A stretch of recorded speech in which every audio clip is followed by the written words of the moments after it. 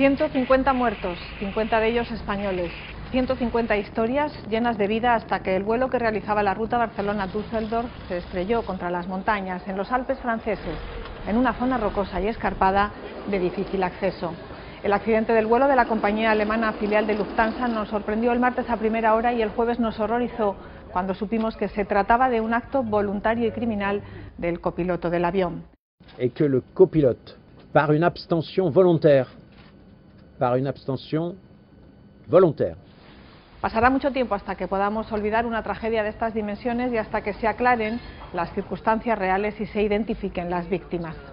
Con las sobrecogedoras imágenes del accidente aéreo de los Alpes y uniéndonos al dolor de los familiares de las víctimas, comenzamos hoy el programa.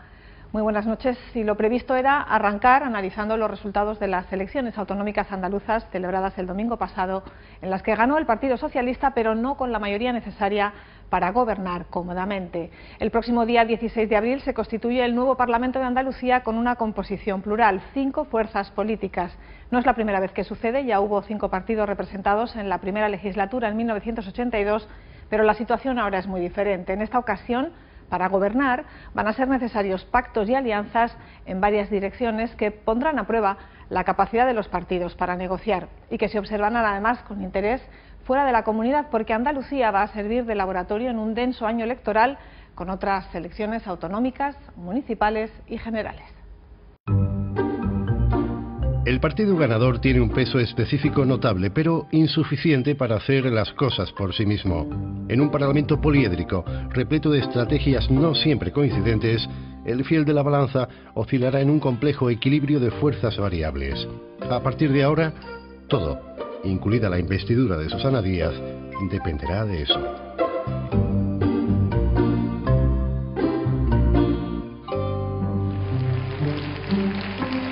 El valor de una apuesta no solo se mide respecto a la fuerza del envite, sino de los resultados que se obtenga en función de la expectativa creada por el órdago lanzado. Susana Díaz arriesgaba con un adelanto electoral en un momento delicado, con 2 expresidentes de la Junta imputados y una elevada tasa de paro, pero a tenor del resultado no iba de farol. El desplome del Partido Popular y una cierta contención del efecto Podemos han remarcado la victoria socialista. Sin embargo, si el principal argumento para convocar elecciones era obtener una mayoría suficiente que le permitiera gobernar con estabilidad, no parece que la nueva composición parlamentaria sea más estable de la que existía antes de que el PSOE rompiera unilateralmente su acuerdo de gobierno con Izquierda Unida. Efectivamente, pero la diferencia es que ahora la coalición entre partidos anti-Susana o anti-PSOE va a ser más complicada, va a ser mucho más difícil que PP y Izquierda Unida, por ejemplo, PP y Podemos se pongan de acuerdo para tumbar las iniciativas del gobierno. En ese sentido yo creo que le ha salido bien la apuesta, la oposición está mucho más fragmentada, no está condensada. Susana Díaz ha proclamado que gobernará en solitario, lo que no significa que pueda hacerlo con absoluta libertad. Los pactos serán imprescindibles y el tiempo dirá con quién o quiénes, sobre qué asuntos, en qué momento y hasta qué extremos. Con lo cual diríamos que podría darse aquí en el Parlamento andaluz una situación parecida a la que hubo en la última legislatura de Rodríguez Zapatero, el de la geometría variable. Es decir, Rodríguez Zapatero no pactó con nadie, no hizo un acuerdo de legislatura, sino que pactó puntualmente en atención a las materias que quería sacar adelante. No obstante, con un calendario electoral tan intenso, municipales en mayo y generales a finales de año, los grupos parlamentarios serán exigentes en la contrapartida de cualquier acuerdo, pero también cautos ante el riesgo de proponer o rubricar alianzas que acaben por perjudicarlos en las próximas citas electorales. El PSOE va a intentar que los partidos se posicionen, el PP lo va a intentar también, inevitablemente, pero yo creo que hasta que no pasen las elecciones, ahí vamos a estar en una especie de guerra de guerrillas parlamentarias en la que unos van a intentar que se posicionen, otros no van a querer para no identificarse mucho. Tengamos presente que ahora todo el mundo va a estar mirando al Parlamento de Andalucía. ¿Qué va a ocurrir aquí? ¿Vale? Hasta las municipales, por lo menos. Otra cosa es que no haya pulso, que lo habrá. Más allá del alcance de pactos y acuerdos, se avecina una efervescente actividad parlamentaria. La tarea de control del Parlamento se va a revitalizar mucho, probablemente vamos a asistir a comisiones de investigación, a solicitudes de comparecencias, porque ahí todos los partidos de la oposición sí que van a pactar frente al partido en el gobierno, al Partido Socialista. Podría ser, pero ese es el juego democrático y yo creo que lo importante y lo bueno es que los partidos tengan que rendir cuentas y rindan cuentas de las acciones de sus militantes y de los cargos que ellos ponen en el gobierno. En definitiva, algo sustancial ha cambiado. Nace un nuevo Parlamento, multilateral y hasta cierto punto imprevisible. ¿Qué va a hacer el PP? ¿Qué va a hacer el PSOE? Más o menos lo podemos intuir. ¿Qué va a hacer Izquierda Unida? Lo podemos intuir. Pero claro, Ciudadanos y Podemos están inéditos, especialmente Podemos. Ciudadanos no tanto porque ya tiene experiencia parlamentaria. Pero Podemos está inédito y vamos a estar mirando con lupa qué es lo que hacen, qué contradicciones van a tener. ¿Funcionan bien? ¿Son eficientes? ¿Responden a aquello que han prometido? Podemos y Ciudadanos serán, sin duda, centro de atención, dentro y fuera de Andalucía. La marca Albert Rivera ha funcionado. Teresa Rodríguez aporta frescura y convicciones, aunque reconoce que el resultado obtenido, aun siendo excelente, queda muy por debajo de lo esperado. El problema de Podemos es que este resultado no encaja con el discurso que ellos han hecho a nivel estatal y que viene monopolizando la política española en el último año. Es decir, ellos se presentan como la voz de la ciudadanía descontenta, la élite frente a la ciudadanía. Claro, si tú haces ese tipo de discurso y luego terminas sacando un 15% del electorado, se te puede decir si el otro 85% es casta, es decir, si el otro 85% no es ciudadanía, con lo cual parece ser como que el resultado no está a la altura de un discurso, diríamos, refundacional. En ese sentido, precisamente, Ciudadanos se ha posicionado mucho mejor, porque Ciudadanos sí que está en el centro, diríamos, del eje ideológico, está en una posición de 5, del 1 al 10, y puede crecer con ciudadanos descontentos por la izquierda y con ciudadanos descontentos por la derecha, con lo cual podría pasar la paradoja de que quien inventó un poco el clivaje élites o casta, no sea quien se beneficie más en ese eje, sino que lo haga un partido que ha llegado un poquito después, pero que se ha posicionado mejor. Los partidos tradicionales han perdido apoyos, especialmente el PP, que ha cosechado 500.000 de votos menos. Izquierda Unida se ha dejado 165.000 en el camino y algo más de 100.000 el PSOE. Podemos y Ciudadanos han sido beneficiarios de ese trasvase, de ahí la pluralidad del Parlamento, aunque no está claro que estemos ante el principio del fin del bipartidismo. El bipartidismo sí que ha sido, diríamos, penalizado, pero ni mucho menos ha desaparecido. Y los grandes ejes de debate no han sido solo la casta, como se le dice, o los viejos partidos frente a la ciudadanía, sino que también el eje izquierda-derecha permanece siendo como una forma de entender la política andaluza, ¿no? Los resultados del 22 de marzo han provocado daños colaterales fuera de la comunidad.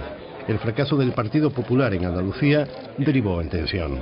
Esperanza Aguirre, siempre crítica con la labor del PP andaluz, ni siquiera aplaudió la defensa que Rajoy hizo del candidato Moreno Bonilla en la reunión de la Dirección Popular en Calle Génova. Y al significarse de esa manera sí que estaba abriendo un melón que en el Partido Popular es de muy difícil digestión. Se llevan mal las tensiones internas, aunque existen, se llevan mal porque es un partido que necesita de la unidad para poder funcionar y para poder obtener votos. Este resultado electoral le está haciendo pensar que quizá apostarlo todo a la carta de la recuperación económica no haya sido una buena estrategia y que quizá sí que sería necesario reconocer errores e incluso hacer algún tipo de propósito de enmienda. Mucho más peliaguda es la crisis que amenaza al partido de Rosa Díez. La debacle de UPyD en Andalucía y el ascenso de Ciudadanos ha vuelto a poner sobre la mesa la malograda alianza con la formación de Albert Rivera. Puede pasar que UPyD termine pactando con Ciudadanos, que es lo que pide una parte de su liderazgo además, ¿no? Aunque Rosa Díez, al menos a día de hoy, ha dicho que no va a dar un paso atrás. Si se mantienen sus 13 es muy posible que el partido se vaya descapitalizando y se convierta en un partido minoritario. El futuro de Izquierda Unida también es incierto. A pesar de que Antonio Maillo protagonizó una campaña sensata y técnicamente impecable, Podemos se adueñó de su espacio sin contemplaciones. Confluir o resistir es ahora el eje del debate. Yo entiendo que confluir con Podemos sería un suicidio, porque realmente sería diluir una marca que sí que tiene su peso y tiene su pedigrí. Pero claro, el problema está en que a nivel interno tampoco lo tienen muy claro, no saben por dónde tirar. Yo me imagino que Izquierda Unida va a tener una posición de resistencia, ¿no? Va a estar resistiendo lo mejor que pueda a los envites electorales que le vienen ahora. No olvidemos que en las municipales, en los ayuntamientos, Izquierda Unida tiene un papel muy importante en muchos municipios aquí en Andalucía y en el resto de España. Las elecciones municipales de mayo están a la vuelta de la esquina. Será el momento de refrendar el éxito o de corregir errores. Aunque no es consecuente extrapolar resultados, el PSOE ha ganado en 7 de las 8 provincias, ha reducido distancias con el Partido Popular en varias ciudades y hasta podría protagonizar un vuelco en los ayuntamientos de Huelva y Sevilla. Con lo cual es muy seguro que el PP, que se encuentra ahora mismo en una situación, diríamos, defensiva, va a apostar por campañas muy personales, muy basándose en la veteranía de sus alcaldes en las grandes ciudades, ¿no? Con todo y con eso, nunca había habido unas elecciones municipales tan cerca de unas autonomías. Van a provocar probablemente un efecto de caballo ganador, es decir, ahora mismo el Partido Socialista de Andalucía y el liderazgo de Susana Díaz, que se ha visto muy fortalecido con este resultado, va a impulsar a sus propios candidatos, los candidatos socialistas en los ayuntamientos. Sin olvidar la relevancia futura de Podemos y Ciudadanos, que han aglutinado el 60% de los votos en 29 ciudades de más de 50.000 habitantes. Podemos fue el partido más votado en Cádiz, el feudo de Teófila Martínez. Podemos probablemente pueda hacer daño a Izquierda Unida y en cierta medida también al PSOE, pero Ciudadanos puede hacer daño a los dos, puede coger votos de los dos grandes partidos y eso le puede ubicar muy bien en el intermedio, o sea, en el espacio intermedio, sobre todo en las ciudades, en los entornos urbanos. Con ser decisivas, las elecciones del 22 de marzo han sido algo más que unas elecciones autonómicas. Son el espejo donde muchos querrían mirarse y en el que otros no desearían verse reflejados en el futuro. El nuevo ciclo de la política española ha comenzado en Andalucía. Se abre un periodo fascinante en la política andaluza y después en la española también. Yo creo que una de las bondades de esta situación, que puede calificarse de inestabilidad gubernamental o inestabilidad parlamentaria, pero una de las bondades va a ser que el Parlamento va a volver a la centralidad del escenario político y eso creo que es muy bueno para la democracia. El dilema al que se enfrentan unos y otros podría plantearse antes incluso de lo previsto. El Partido Popular proclamó en campaña que permitiría gobernar a la lista más votada, pero rectificó esta misma semana y anunció que no lo pondrá fácil si el PSOE no hace lo mismo en las municipales. Si no hay acuerdo, la abstención de Ciudadanos y Podemos en la sesión de investidura sería decisiva, aunque ambas formaciones ponen como condición que Chávez y Griñán abandonen sus escaños. El asunto no es baladí, porque si Susana Díaz no obtuviera en segunda vuelta la mayoría simple, habría que volver a convocar elecciones. Peso y contrapeso. Luz y taquígrafos. La partida está a punto de empezar.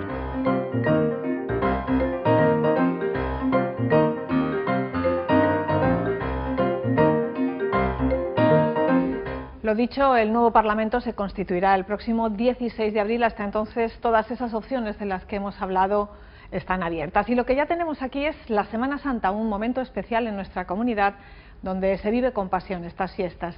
En esta ocasión hemos preparado un reportaje sobre la música que escuchamos estos días, las famosas marchas procesionales que ponen sonido a la primavera. Su origen se remonta al siglo XIX y a las marchas fúnebres de entonces. Dicen los expertos que vivimos un momento muy interesante con la irrupción de nuevos compositores que garantizan el futuro de este género.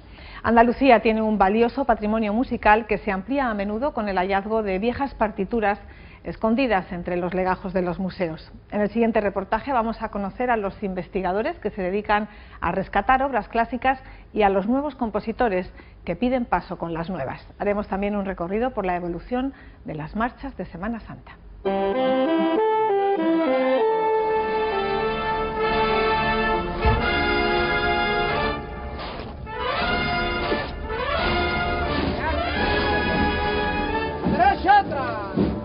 La Semana Santa suena de manera inconfundible. Su música se intuye en cada esquina y se reconoce al instante, a pesar de la variedad de marchas y de estilos que se han sucedido desde el siglo XIX hasta hoy. Conviven nuevas composiciones que se han incorporado al repertorio con piezas clásicas de autores que no deberían quedar en el olvido.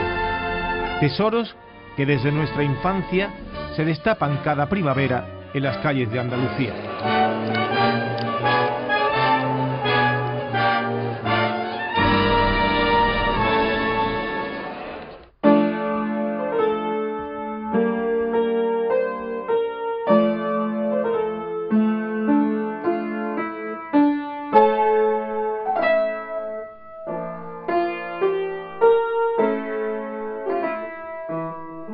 antes las orquestas sinfónicas, que son las señoritas de, digo yo, los grandes, porque las bandas de música siempre han estado consideradas de un menor valor, ¿no?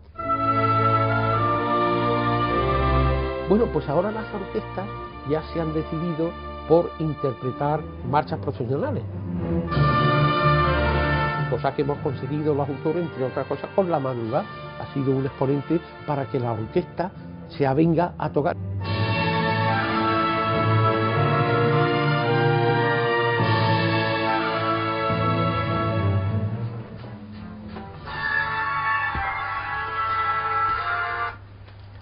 ¿Sí? Y en 1925 Farfán hace una cosa muy importante, que es que une para tocar una marcha procesional a la banda de cornetas y a la banda de música que él tenía en Soria 9, y hace una marcha con cornetas además, que se llama Estrella Sublime, y ahí evoluciona totalmente la marcha.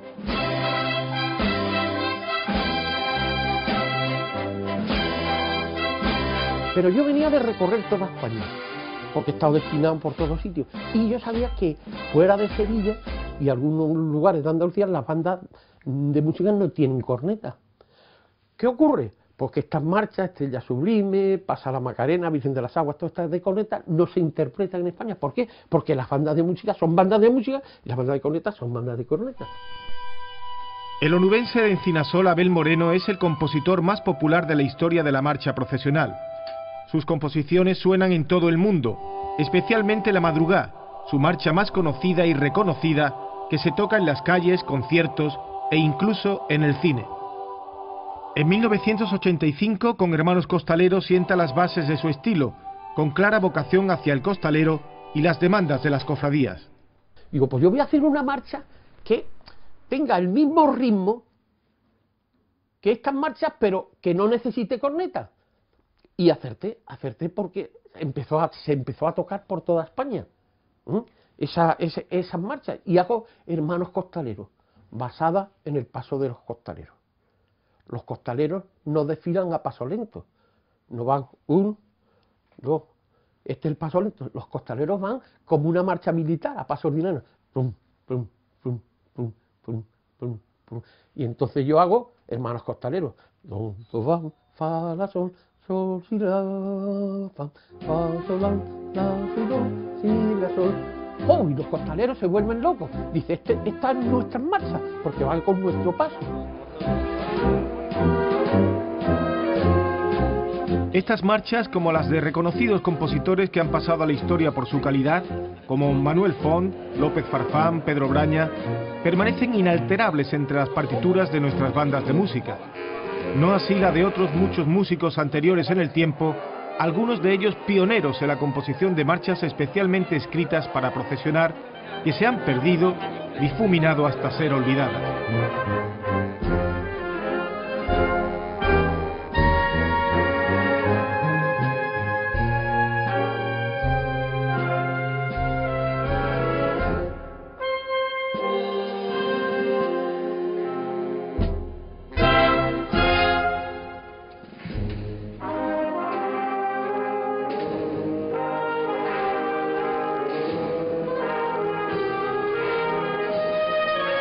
La banda de música La Soledad de Cantillana recupera piezas perdidas cuyos compases resuenan en un ensayo en la ermita de la patrona de la localidad cantillanera.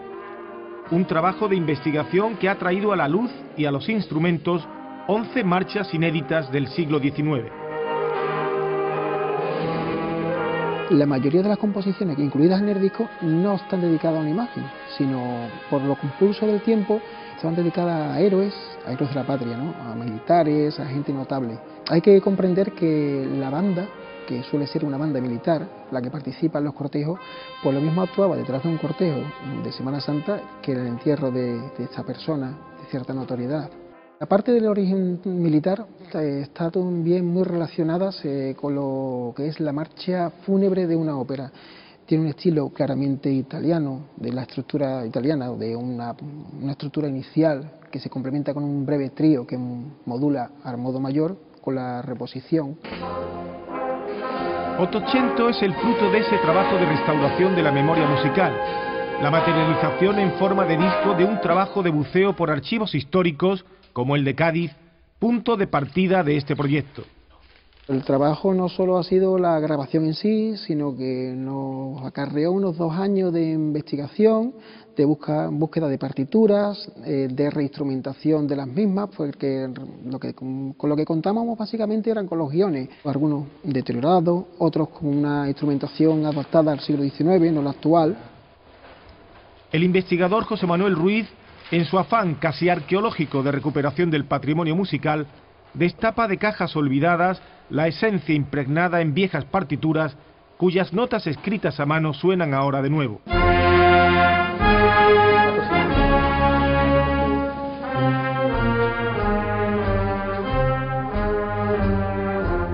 El técnico del Archivo Municipal, Histórico Municipal de Cádiz, me dice que hay aproximadamente unas 50 cajas de partituras, antiguas y demás, pero que si quiere que le eche un vistazo.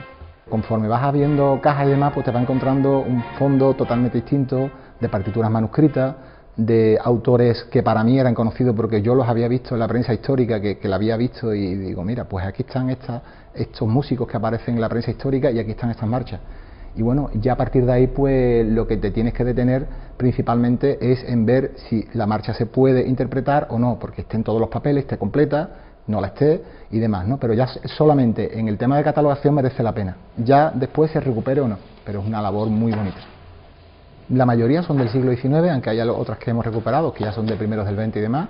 Todas ellas se puede decir que no eran dedicadas para Semana Santa. Algunas eran dedicadas a personajes ilustres fallecidos, que es por donde empieza el tema de la marcha fúnebre.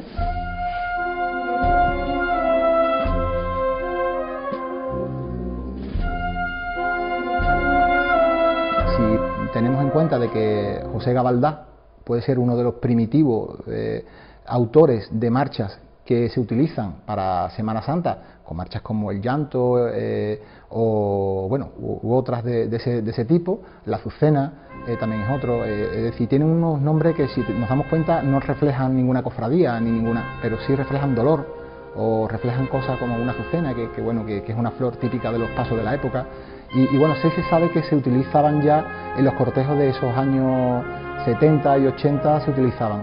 Anteriormente, la verdad es que no tenemos documentación, ahora mismo creo yo prácticamente en toda España, cuáles son las marchas o los nombres de las marchas que se tocaban en los cortejos de los años 40 o 50. Son marchas que son algunas muy buenas, pero ¿por qué estaban en los cajones?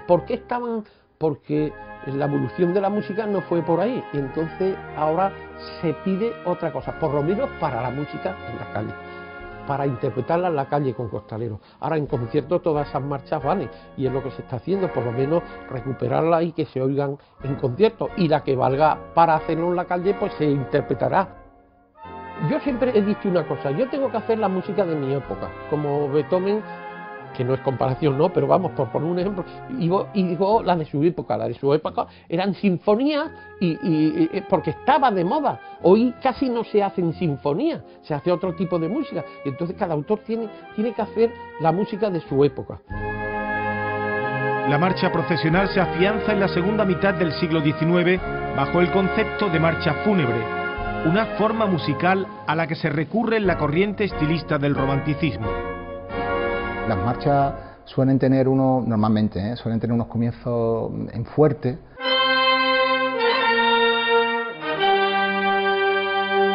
De mucho dolor, porque son marchas que normalmente, ya digo, están hechas con esa intención, y sorpresa.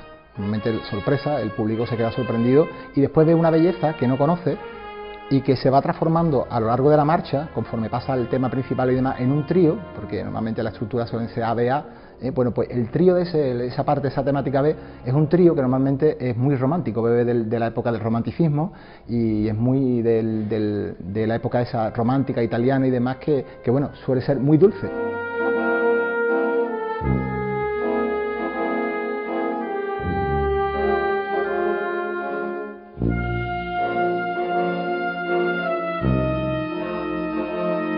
Hay marchas que sorprendentemente no sonaban hace unos años, y gracias a esta corriente de alguna forma patrocinada por la página web Patrimonio Musical, a la cual también pertenezco, pues se están escuchando.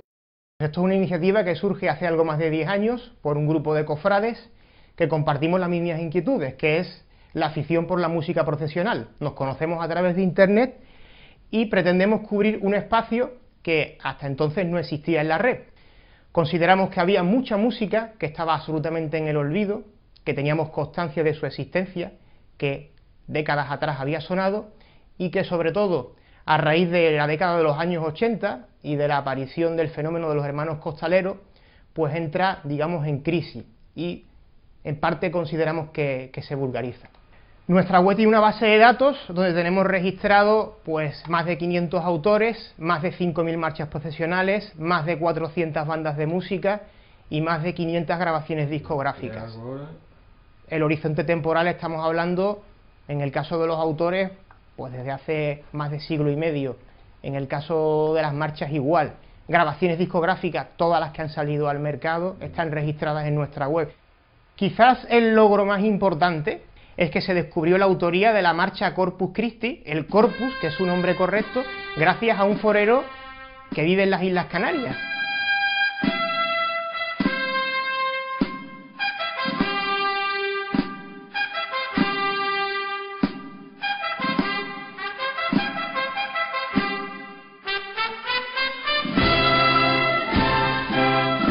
En una banda de Tenerife existía una copia de esa partitura donde venía el autor del Corpus, que es Braulio Uralde, y nos hemos tirado 100 años que eso era anónimo.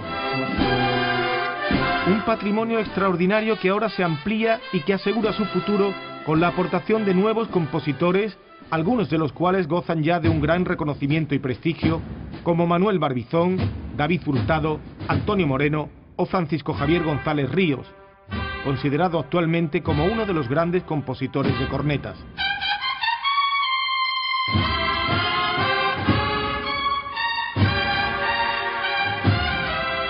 Están haciendo cosas muy interesantes y lo que veo es que quieren coger caminos distintos, probar otras fórmulas, que está bien, ¿no? Luego ya el tiempo decidirá si se mantiene o no. Estamos en otra edad de oro de la música profesional.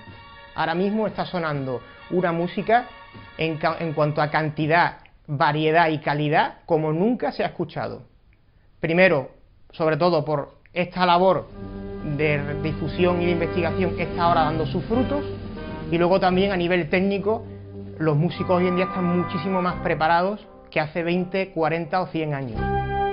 Antes una banda de música de un pueblo, la que llevaba mi padre, que yo soy de Encinesola, un pueblo de Huelva. Mi padre era el director, pero el zapatero, el carpintero, el otro eran los músicos que tocaban. Y esa gente se dedicaba a eso. Bueno, hoy en la banda de mi pueblo, de Encinesola, que se llama Abel Moreno, lleva mi nombre, pues los chicos van al conservatorio, los que están estudiando, y adquieren una pericia y una profesionalidad que antes no se tenía. Hoy día pues tenemos para mí, Antonio Moreno Pozo, es un gran músico, David Hurtado Torres. Yo creo que son dos referentes que con ellos pues nos podíamos quedar a nivel andaluz, que todos lo conocemos y que yo creo que a pasos agigantados están consiguiendo pues esa parcela también en su repertorio. Podemos reconocer perfectamente una composición de Moreno Pozo, de David Hurtado, cualquier autor de esto, y son identificables. Una marca de identidad propia, lo mismo que da Barbizón. Barbizón, una composición de él es auditivamente muy reconocible.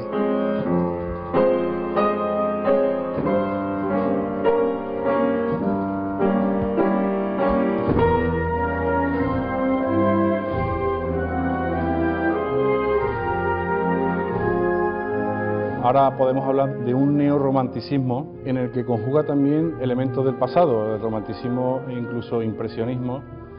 Y dentro de ese impresionismo tratamos la música procesional de manera descriptiva. Está muy cercana al poema sinfónico, no es que sea la norma, pero muchos de los compositores abogamos por esa música procesional cercana al poema sinfónico. Eso significa que describe momentos de la pasión o momentos de una estación de penitencia. La producción de marcha procesional ha pegado un incremento brutal de un año para otro. La consecuencia es que aparezcan también marchas a la carta, es decir, en el que la importancia no es solo que acompañe a la imagen, sino que también que el costalero se sirva de ella a la hora de andar, a la hora de hacer un giro con el paso, para buscar un poco, entre comillas, el regocijo, y si se me permite la expresión. Las personas que escuchan mi música me dicen que mis referentes se intuyen al escuchar mi marcha procesional. Los Font, esta mítica saga de música excepcionales, unos grandes compositores, por supuesto el sevillano Joaquín Turina, que también tiene una marcha dedicada a su Hermandad de la Pasión, y luego pues te puedo citar Pedro Gámez La Serna, el maestro Farfán, Luis Lerate. La saga de los Font, Germán Álvarez Beigbeder, López Farfán, Emilio Cebrián, Gámez La Serna, Pedro Braña, Pedro Morales o Alberto Escámez para cornetas y tambores, continuaron y engrandecieron el repertorio creando un tipo de marchas específicas para las procesiones y dedicadas a las hermandades.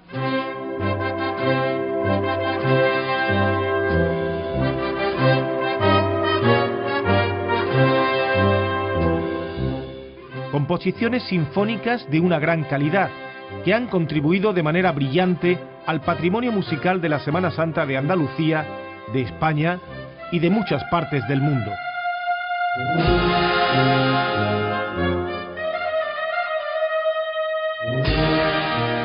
Farfán reinventa prácticamente la música procesional. El paradigma de marcha que hoy en día suena se debe a Farfán.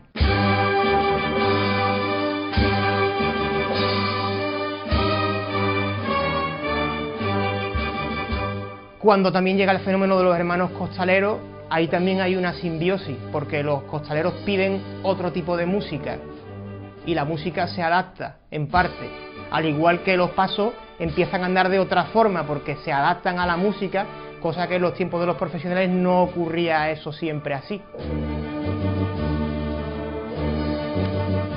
Una etapa brillante en la que coexisten compositores de gran talla como Manuel López Farfán y los hermanos Manuel y José Font de Anta, que han pasado a la historia por la calidad y belleza de obras como Amarguras o Soleá dame la mano.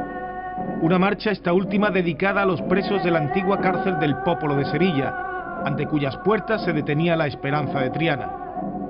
Cuenta la historia que desde la ventana, podría ser esta que aparece en este documento, un preso le cantó una saeta que decía: «Soleá, dame la mano por las rejas de la cárcel, que tengo muchos hermanos, huérfanos de padre y madre». Letra que inspiró a Manuel Font de Anta para componer esta célebre marcha en un contexto como el que se ofrece en estas imágenes tomadas en los años 20 del siglo pasado. A los desgraciados presos de la cárcel de Sevilla, que al cantarles saetas a la Virgen en Semana Santa, me hicieron concebir esta obra. Esta fue la dedicatoria.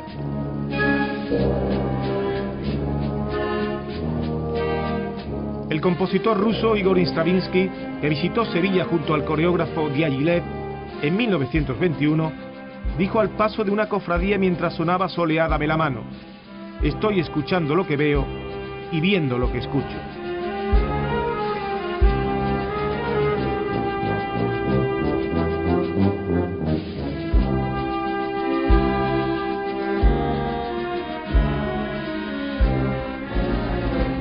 Sean marchas del siglo XIX como algunas de las recuperadas de viejos archivos, o nuevas composiciones de nuevos músicos, el patrimonio musical que ha generado la Semana Santa es rico y muy amplio.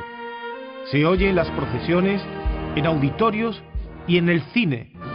La Madrugá, de Abel Moreno, forma parte de la banda sonora de 5 películas, entre ellas A la Triste. El futuro de la música profesional parece garantizado, por encima de modas o tendencias, pues comparten repertorios nuevas composiciones de jóvenes creadores con piezas imprescindibles que se perpetúan en el tiempo para volver a sonar año tras año, como poco, en las calles de Andalucía por primavera.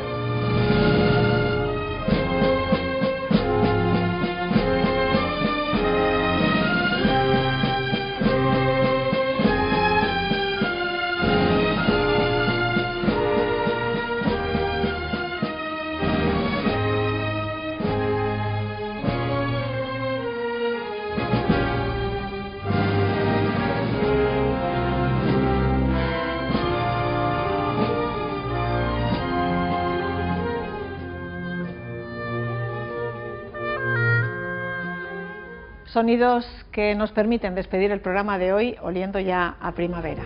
La próxima semana, Sábado Santo, estaremos también con ustedes. Hasta entonces, gracias y muy buenas noches.